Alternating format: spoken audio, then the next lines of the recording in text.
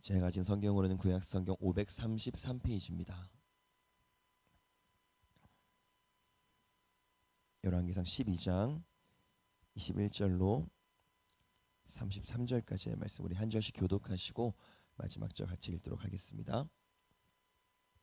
르호보암이 예루살렘에 이르러 유다 온 족속과 베냐민 지파를 모으니 택한 용사가 18만 명이라. 이스라엘 족속과 싸워 나라를 회복하여 솔로몬의 아들 르호보암에게 돌리려 하더니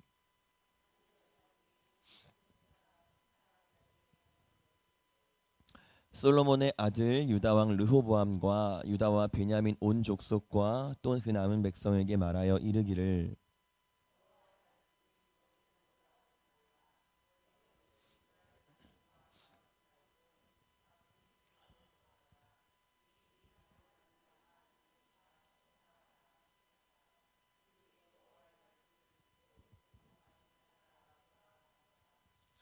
여로보암이 에브라임 산지에 세겜을 건축하고 거기서 살며 또 거기서 나가서 분우엘을 건축하고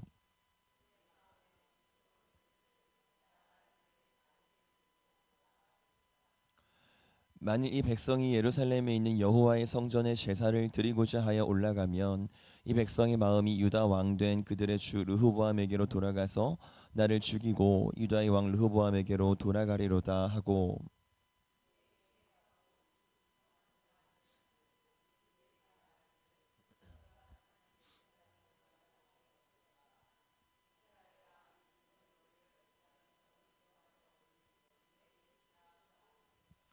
하나는 베델에 두고 하나는 단에 둔지라.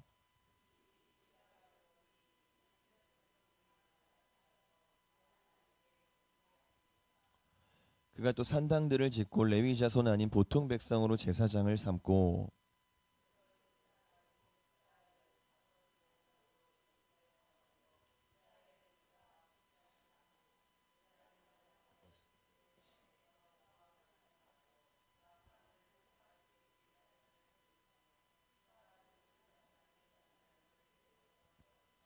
같이 읽겠습니다. 그가 자기 마음대로 정한 달 곧 여덟째 달 15째 날로 이스라엘 자손을 위하여 절기로 정하고 베델에 쌓은 제단에 올라가서 분향하였더라. 아멘. 기도하겠습니다. 하나님, 오늘도 우리를 불러주셔서 참 감사합니다. 이 부르심에 우리가 늘 응답하게 하셔서 그 부르심이 주의 간절한 외침임을 또 우리가 알게 하셔서 우리가 하나님 성실하게 늘 반응할 수 있도록 우리 마음을 열어주시옵소서. 또한 그 부르심의 감사함으로 우리의 삶에 감사가 넘치기를 원합니다. 우리의 삶의 모양을 우리가 바라봤을 때에 하나님, 때로는 우리가 마음에 들지 않을 수도 있고 우리가 힘들 수도 있고 우리의 평안함이 저 멀리 있는 것 같이 느껴질 때도 있지만 한 그때에도 주의 손길이 결코 끝난 것이 아님을, 주의 은혜가 걷어진 것이 아님을, 여전히 주의 은혜가 뜨겁게 우리를 비추고 있음을 주여 우리가 알게 하셔서 그 은혜를 바라보면서 우리의 감사가 넘치게 하여 주시옵소서. 우리에게 참 평안과 참 기쁨을 허락하시는 분 세상이 아니고 오직 여호와 하나님 우리 주님밖에 계시지 않음을 우리가 분명하게 믿고 이 시간 신앙 고백합니다. 우리 믿음을 받아주시고 우리 고백을 들어주셔서 이 시간 모든 사람들에게 주의 평화와 평안을 또한 기쁨을 허락하여 주시옵소서. 감사합니다. 예수님의 이름으로 기도합니다. 아멘. 여러분, 이제 솔로몬의 시대는 끝났고요. 통일 왕국으로서의 이스라엘도 끝났습니다. 참 짧았죠. 그리고 이제 우리나라처럼 남과 북으로 갈라지게 되는데 남쪽 유다가 정통 다윗의 왕조를 이어가고요. 북쪽 이스라엘이 새로운 왕조로 등장을 합니다. 그리고 바로 이 북이스라엘의 초대 왕이 여로보암이라는 사람이에요. 근데 이 사람은요, 열왕기서를 여러분이 보시다 보면 다윗과 더불어서 굉장히 많이 언급되는 가장 많이 볼 수 있는 이름일 텐데요. 이유가 있습니다. 별로 좋은 이유는 아니고요. 아주 불명예해요. 이제 이스라엘 역사가 진행되면서 계속 왕들이 바뀌잖아요. 그리고 각 왕들마다 하나님 말씀을 잘 따르는 왕도 있었겠지만 사실은 그 반대가 훨씬 더 많았어요. 근데 그때 하나님의 말씀을 따르지 않고 악한 길을 행한 이스라엘 왕이 있으면 성경은 늘 한결같이 이렇게 말합니다. 그가 여로보암의 길로 행했다. 그러니까 앞으로 이 여로보암이라는 사람은 이스라엘 역사에 있어서 악의 대명사처럼 혹은 불순종의 대명사처럼 계속 언급되게 될 사람이에요. 도대체 얼마나 나쁜 사람이었길래 이런 취급을 받게 됐는지 우리가 말씀을 통해서 한번 보도록 하겠습니다. 우리 본문 25절 먼저 한번 같이 읽겠습니다. 시작. 여로보암이 에브라임 산지에 세겜을 건축하고 거기서 살며 또 거기서 나가서 분우엘을 건축하고. 아멘. 여로보암이 왕이 되고 나서요, 가장 처음 한 일은 일단은 수도를 정하는 일이었어요. 그 도시가 세겜이라는 도시인데요. 근데 그 다음 말이 좀 이상한데요. 세겜을 건축했는데 거기서 건축이 끝난 게 아니고 나가서 분우엘을 또 건축했다라고 말합니다. 이제 보통 이 분우엘을 아마 북이스라엘의 두 번째 수도였을 거다라고 이제 정황상 추측을 하는데요. 그럼 벌써 여로보암은 왕이 되자마자 수도를 두 번 정한 거예요. 세겜에서 분우엘로 옮긴 겁니다. 이제 혹시 이제 이 분우엘이 수도가 아니었다고 하더라도 어쨌든 큰 건축을 두 번 진행한 건 변함없는 사실입니다. 일단 우리는 수도였다는 가정하에 제가 말씀을 전하겠습니다. 혹시 이 가정이 뭐 틀렸어도 적용이 달라지는 건 없기 때문에 괜찮습니다. 수도를 두 번 정했는데 근데 그게 끝이 아니에요. 오늘 본문에는 안 나와 있는데 여로보암이 수도를 한 번 더 정합니다. 디르사라는 곳으로 또 한 번 수도를 옮겨요. 여러분 기억하실지 모르겠는데 우리나라도 한 20년 전쯤에 예전 노무현 전 대통령 임기 때 수도 이전에 관한 이슈가 있었던 거 혹시 기억하시나요? 수도를 이제 세종으로 옮기려고 했던 시도가 잠깐 있었죠. 뭐 생각이 맞다 아니다를 지금 논하려는 건 아니고요. 어쨌든 결과적으로 그 계획은 이제 무산됐습니다. 왜 무산됐었죠? 여러 가지 이유가 있었겠지만 종합적으로 따져봤을 때에 어쨌든 굉장히 부담스러운 일이었다는 거예요. 보통 좋은 효과는 있었겠지만 여러 가지 장점은 있었겠지만 부담스러웠기 때문에 많은 반대에 부딪혔고 최종적으로 무산됐어요. 근데 이게 현대 국가에서 그런 게 아니고요. 여러분 사극을 보시다 보면 가끔 이제 왕조가 바뀌고 나서 왕이 새롭게 수도를 지으려고 하는 그런 장면들이 종종 나옵니다. 근데 신하들이 바지가랑이를 잡고 전하 아니되옵니다 이렇게 하는 걸 보셨을 거예요. 지금은 수도를 이전할 때가 아니고 국력을 안정시킬 때입니다. 이제 이런 류의 대사를 하는 걸 저만 봤나요? 보셨을 건데, 그러니까 어쨌든 수도를 정하고 옮긴다는 건요 엄청난 노동력과 재화가 들어가는 일이에요. 그러니까 굉장히 부담스러운 일인 겁니다. 근데 여러분 보세요. 여로보암이 수도를 몇 번 옮겼다고요? 두 번이나 옮겼어요. 처음 수도까지 해서 총 세 군데를 지정한 거죠. 그럼 여로보암이 이스라엘을 몇 년 통치했을까요? 길게 통치하지 않았습니다. 고작 한 20년 정도 통치했어요. 그러니까 20년 동안 수도를 무려 세 번이나 정한 겁니다. 그럼 우리가 궁금하잖아요. 이 무리한 일을, 이 부담스러운 일을 왜 여로보암이 도대체 세 번이나 했냐는 겁니다. 수도 지정을 한 번만 하는 것도 굉장히 부담인데 여로보암은 짧은 기간 동안 왜 세 번이나 했을까라는 거죠. 이건 지도를 보면 답을 알 수 있는데요.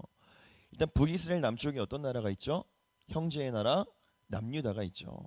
오늘 본문 초반을 보시면 거의 전쟁 직전까지 갔을 정도로 더 이상은 형제의 나라라고 부르기 힘들 정도로 두 나라의 관계는 아주 험악한 관계예요.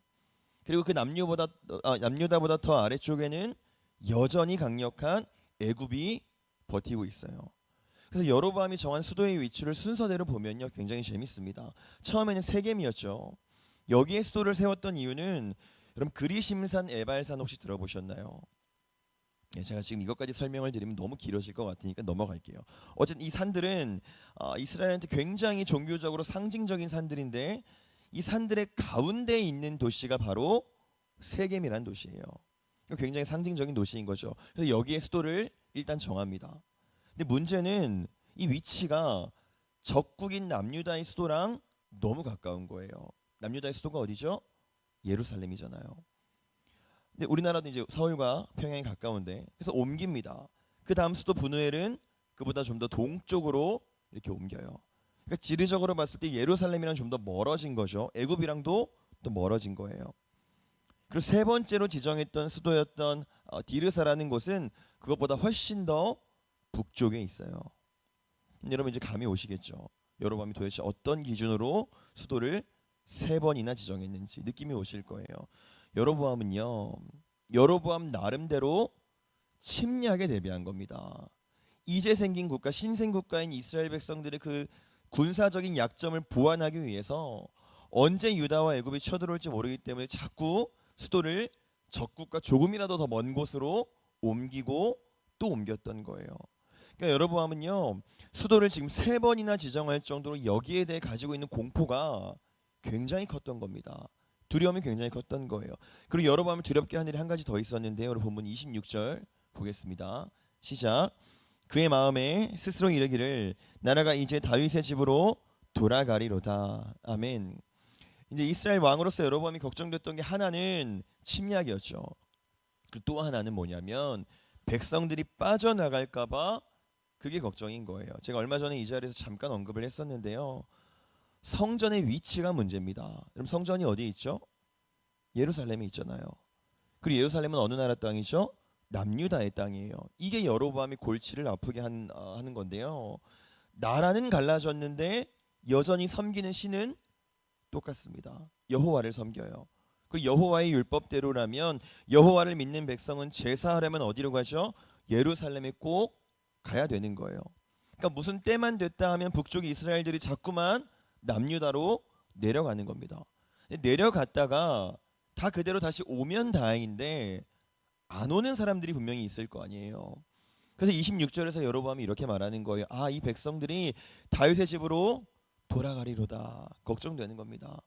그러니까 여로보암 지금 마음이요, 밖으로는 누가 쳐들어올까봐 걱정이 되고 이제 안으로는 백성이 떠날까봐 걱정되고, 걱정되는 게 한두 가지가 아니에요. 자기 나라가 이렇게 없어질까, 저렇게 없어질까, 이렇게 망할까, 저렇게 망할까, 그 두려움이 가득가득한 겁니다. 그래서 그렇게 걱정이 쌓이기 시작하는데, 두려움이 쌓이기 시작하는데, 걱정하고 걱정하다가 이제 이런 것까지 걱정을 하는데요. 우리 27절 같이 보겠습니다. 시작. 만일 이 백성이 예루살렘에 있는 여호와의 성전에 제사를 드리고자 하여 올라가면 이 백성의 마음이 유다 왕된 그들의 주 르호보암에게로 돌아가서 나를 죽이고 유다의 왕 르호보암에게로 돌아가리로다. 아멘. 여러분, 이 당시 여호와를 믿는 사람들한테 제일 중요한 일이 뭐죠? 당연히 제사하는 거죠. 그리고 또 한 가지 중요한 건 절기를 지키는 거예요. 그리고 그걸 그대로 지금 우리 시대에서 하고 있는 게 예배하는 겁니다. 근데 여러분 아시겠지만 예배를 한다는 건 그냥 이 자리에 앉아 있는 걸 의미하는 건 아니잖아요. 진짜 예배는 우리가 하나님의 백성으로 살아가는 모든 행위가 예배예요. 그래서 진짜 예배하는 사람은 교회에 나오는 게 끝이 아니고 삶이 바뀌기 시작하죠. 진짜 예배하는 사람은 인생의 색깔이 180도 바뀌어요. 여러분 이걸 아는 상태에서 우리가 27절 말씀을 다시 한번 읽어보겠습니다. 시작. 만일 이 백성이 예루살렘에 있는 여호와의 성전에 제사를 드리고자 하여 올라가면 이 백성의 마음이 유다 왕된 그들의 주 르호보암에게로 돌아가서 나를 죽이고 유다의 왕 르호보암에게로 돌아가리로다. 아멘. 지금 여로보암이요, 걱정이 쌓이고 쌓이다가 이제 뭐까지 걱정을 하냐면요, 혹시 이스라엘이 제사를 잘 드리면 어떡하지? 까지 걱정하는 겁니다. 혹시 이스라엘이 절기를 성실하게 잘 지키면 어떡하지?를 걱정하는 거예요. 제가 이 말을 여러분 좀 더 이해하기 쉽게 직설적으로 바꿔볼게요. 혹시 이스라엘이 하나님을 만나면 어떡하지? 혹시 이스라엘이 참된 예배자가 되면 어떡하지? 이걸 염려하는 거예요. 자기 나라에 대한 두려움이 가득한 여로보암 입장에서 이제 이스라엘이 하나님의 백성으로 충실하면 충실할수록 내 나라가 위태해지는 겁니다. 그러니까 걱정을 하다 내 상황을 걱정을 하다 내 나라 걱정을 하다 이제는 하나님께 예배하는 일까지 거부하게 되는 거예요. 그리고 그 걱정의 끝에 내린 결론이 이렇습니다. 우리 28절 보겠습니다. 시작. 이에 계획하고 두 금송아지를 만들고 무리에게 말하기를 너희가 다시는 예루살렘에 올라갈 것이 없도다. 이스라엘아, 이는 너희를 애굽 땅에서 인도하여 올린 너희의 신들이라 하고. 아멘. 여러분 금송아지라는 말이 굉장히 익숙하시죠? 과거에도 한번 나온 적이 있었는데 언제 나왔었죠? 출애굽기에 한번 나온 적이 있었죠. 모세의 형 아론이 금송아지를 만들고 섬겼었어요. 뭐라고 했었죠 그때? 이 금송아지가 바로 애굽에서 너희를 인도해낸 여호와다, 이렇게 선포했습니다. 그러니까 여러분 이걸 잘 보셔야 되는데요, 이건 지금 아론이 그 당시에 만들 때 전혀 새로운 듣도 보도 못한 새로운 신을 만들어낸 게 아니고요. 익숙한 너희가 알고 있는 그 여호와 하나님, 애굽에서 우리를 이끌어내신 그 하나님의 형상을 만든 거예요. 이해되셨죠? 새 하나님을 만든 게 아니고 여호와 하나님의 형상을 만든 겁니다. 그리고 오늘 여로보암도 그걸 똑같이 하고 있는 거예요. 완전히 새로운 신이 아니고 여호와는 여호와인데 이 금송아지가 여호와야 라고 말하는 거예요. 여러분 이건요, 여로보암이 머리를 정말 많이 쓴 거예요. 만약에 새로운 신을 만들면, 전혀 새로운 신을 만들면 백성들은 떠났을 겁니다. 어쨌든 여호와의 백성들이잖아요. 그러니까 교묘하게 이제부터 이 새로운 신을 섬겨라가 아니고요, 여호와가 여기 있다라고 한 겁니다. 그렇게 하면서 너희가 다시는 예루살렘으로 가지 않아도 돼라고 하는 거예요. 이렇게 하면 일석이조가 되는 거죠. 여호와를 배신하지 않을 수 있어요. 여호와께 불순종하지 않을 수 있습니다. 섬기면서, 여호와를 섬기면서 내 나라도 챙길 수 있어요. 불순종하지 않고 여호와를 떠나지 않고 내가 중요하게 생각하는 내 삶의 문제에 있어서도 동시에 내 입맛대로 할 수 있는 겁니다. 이건요, 우리가 사실 굉장히 자주 쓰는 방법인데요, 하나님만 조금 바꾸면 둘 다 할 수 있습니다. 내 인생도 내 입맛대로 챙길 수 있고요, 하나님도 섬길 수 있어요. 여러분 보세요. 오늘 여로보암이 만든 금송아지는 살아있지 않죠. 죽어있는 물체입니다. 살아있지 않으니까 눈치를 볼 필요가 없어요. 하나님은 살아계셔서 자꾸 눈치를 봐야 되는데, 눈치를 본다는 건 내가 자꾸 변하는 걸 의미하는 거죠. 하나님은 안 변하시니까 내가 변해야 돼요. 근데 그건 너무 싫죠. 그게 싫으니까, 그게 어려우니까 그냥 하나님을 바꿔버리는 겁니다. 살아계신데, 분명히 살아계신데 살아계신 하나님의 인격을 삭제해 버렸어요. 인격이 전혀 없는 금송아지급으로 하나님을 끌어내려서 하나님을 인격적으로 대하지 않아요. 적당히 예식을 행하고 적당히 헌금하고 적당히 성례에 맞는 것들을 잘 지키면 적당한 복을 허락하시는 분 정도로 우리가 그분을 그냥 그렇게 정해버렸다는 겁니다. 그러니까 살면서 하나님의 눈치를 안 보고 사람 눈치는 보는 거예요. 하나님의 금송아지 수준으로 끌어내려서 인격을 다 없애버리고 눈치를 안 보는 겁니다. 그러니까 나는 죽어도 안 변하는데 하나님만 자꾸 변화시키는 거예요. 하나님만 자꾸 그 존귀한 하나님을 금송아지 수준으로 끌어내리는 겁니다.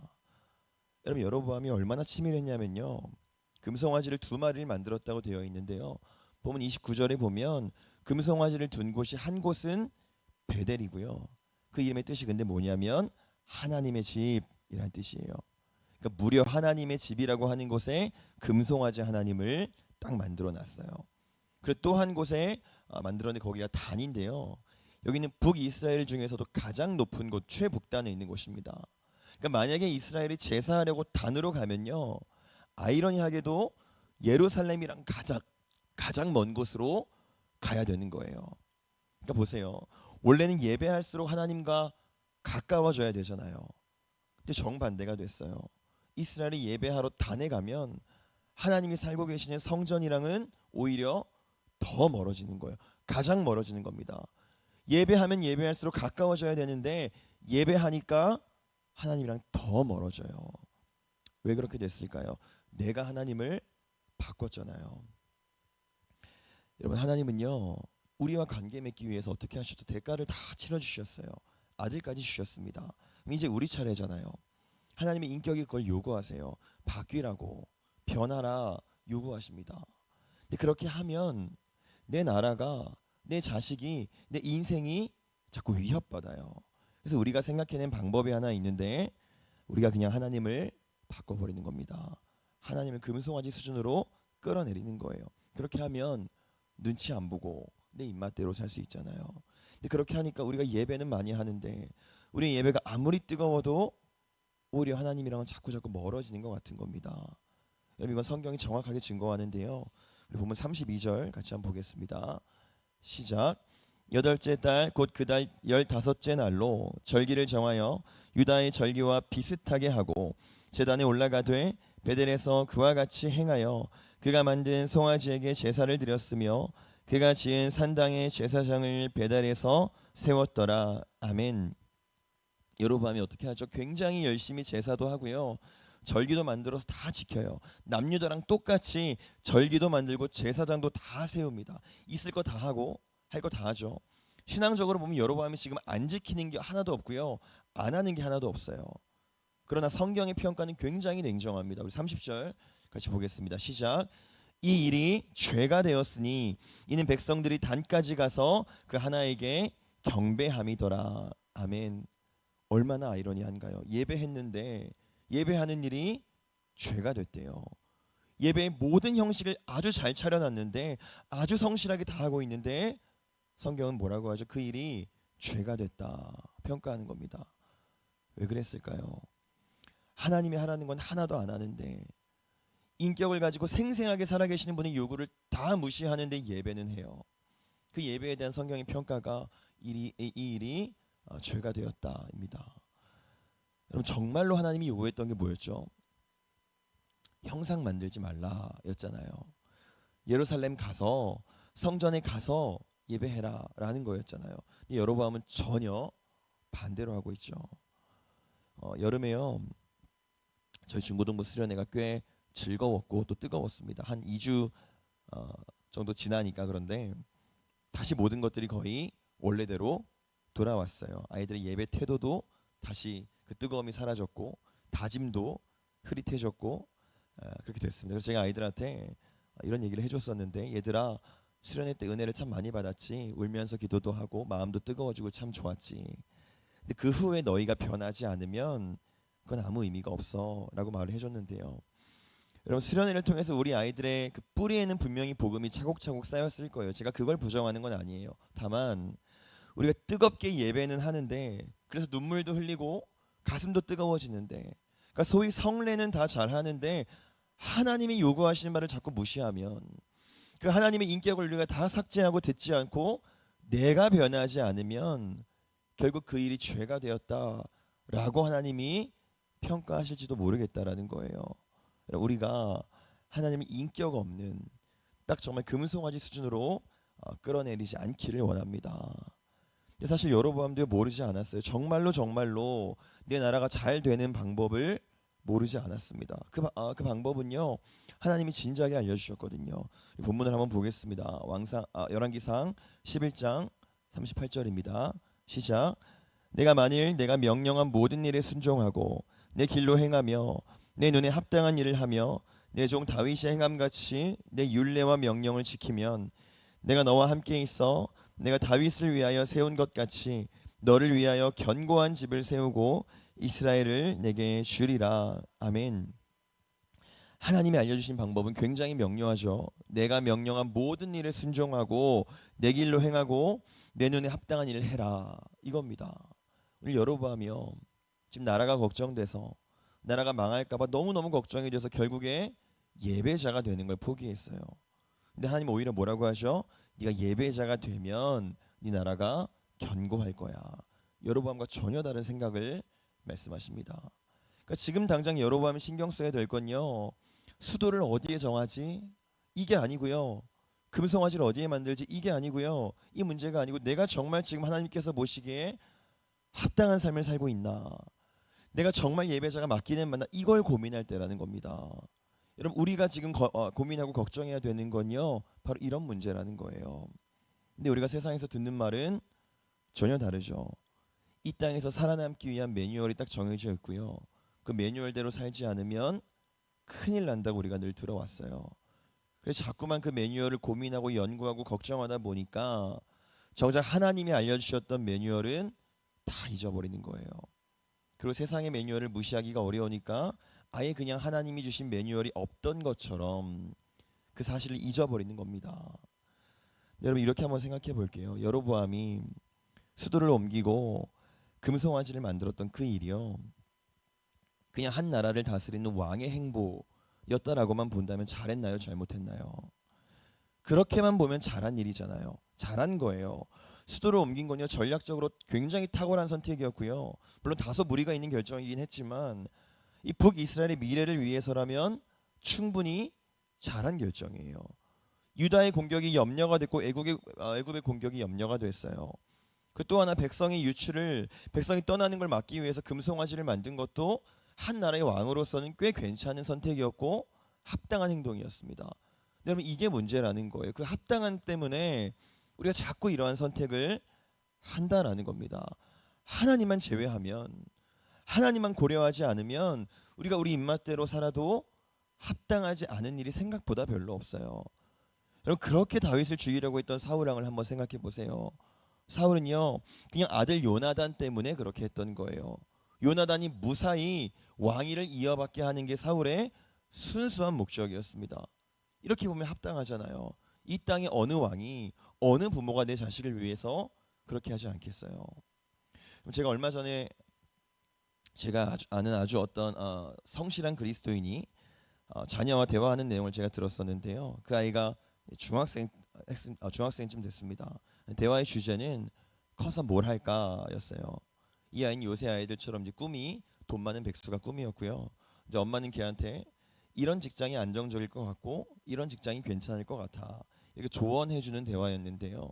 걱정이 많더라고요. 평소에 대화를 들어보면 그 두 모녀의 대화가 보통 그런 내용이에요. 여러분 근데요, 우리가 내 자녀가, 내 손주가 혹시 예배자가 되지 못할까봐 걱정해 본 적 있으세요? 내 자녀가 이 대한민국에서 뭘 먹고 살지는 우리가 매일 하는 걱정이죠. 그건 누구나 하는 걱정이에요. 근데 얘가 혹시라도 예배자가 되지 못할까봐, 혹시라도 예배를 포기하는 사람이 될까봐 전전긍긍 해본 적 있으세요? 그것 때문에 마음 졸인 적이 있으세요? 이 고민이 없었던 사울이 다윗을 쫓았고요. 이 고민이 없었던 여로보암이 오늘 전혀 다른 하나님을 만들었어요. 근데 그러나 그 행동을 세상에서는요 합당하다 말해줄 겁니다.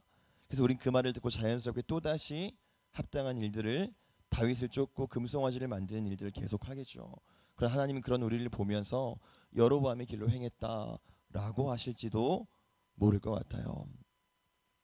여러분 하나님이 여로보암한테 요구하신 건 열심히 제사하고 절기를 지켜라가 아니었어요. 성전에서 예배하고 형상 만들지 말거라. 이게 하나님의 요구였습니다. 이 명령을 저 여러분이 교묘하게 바꾸지 않았으면 좋겠습니다. 하나님은요 우리한테 여기 이 자리에 앉아서 예배하는 법을 알려주신 적이 없어요. 우리가 예배할 장소는 성전입니다. 성전이 어디에 있죠? 우리 안에 있잖아요. 그럼 우리가 가는 모든 곳에서 우리는 하나님의 요구에 성실하게 반응해야 되는 거예요. 하나님의 요구를 안 지키면요 방법은 하나입니다. 하나님을 바꿔버리면 돼요.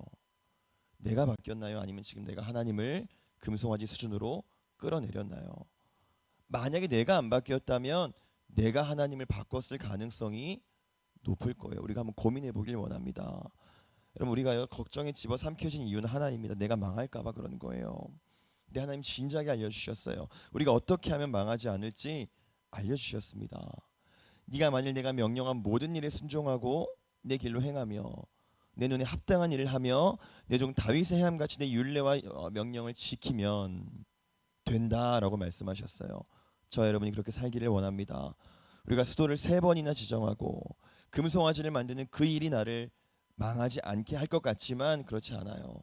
세상이 합당하다고는 해줄 거예요. 그러나 그 길은 100% 여로보암의 길이 될 겁니다. 우린 다윗의 길을 가기를 원합니다. 살아서 인격을 가지고 오늘도 요구하시는 그 하나님의 요구에 우리가 성실하게 반응하고 순종하고 예배하는 저와 여러분 되기를 소원합니다. 기도하겠습니다. 하나님,